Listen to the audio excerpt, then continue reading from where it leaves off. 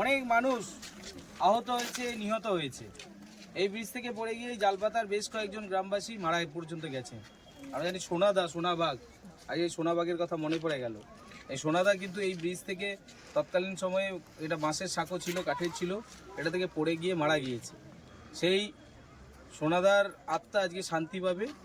সেই সঙ্গে অনেক মানুষ যারা আহত হয়েছে, বারবার দুর্ঘটনার কবলে পড়েছে, তারাও আজকে শান্তি পাবে। আমরা পঞ্চায়েত সমিতি থেকে এটা তৈরি করার পরিকল্পনা নিয়েছিলাম। আমি কথা দিয়েছিলাম যে আমরা পঞ্চায়েত সমিতি পেলে আমরা এই ব্রিজটা নির্মাণ করে দেবো, কংক্রিটের ব্রিজ করব। তো আজকে আমরা খুশি যে এই ব্রিজটাকে আমরা আজকে উদ্বোধন করতে পারছি। আমাদের সাথে আছেন পঞ্চায়েত সমিতির সহকারী সভাপতি অরুণ মহিষ, তাছাড়া রয়েছেন পঞ্চায়েত প্রধান টুম্পা হাজরা, রয়েছেন পঞ্চায়েত সমিতির পূর্ত কর্মাধ্যক্ষ কবিতা মাইতি সহ এখানের পঞ্চায়েত মেম্বাররা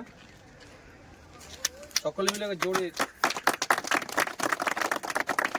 ভারত মাতা কি জয়, জয়, জয়,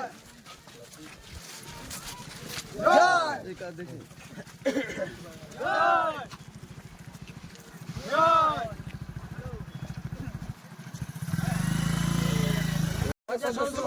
দাঁড়াও সবাই, আজকে আমরা এই আইসিডিএস সেন্টারটা উদ্বোধন করলাম। দীর্ঘদিন ধরে সমস্ত আইসিডিএস সেন্টারগুলো ভেঙে রয়েছে, ভগ্নপ্রায় অবস্থায় রয়েছে। তো আজকে আমরা সকলে মিলে এই আইসিডিএস সেন্টারটা করতে পেরেছি পঞ্চায়েত সমিতির তহবিল থেকে।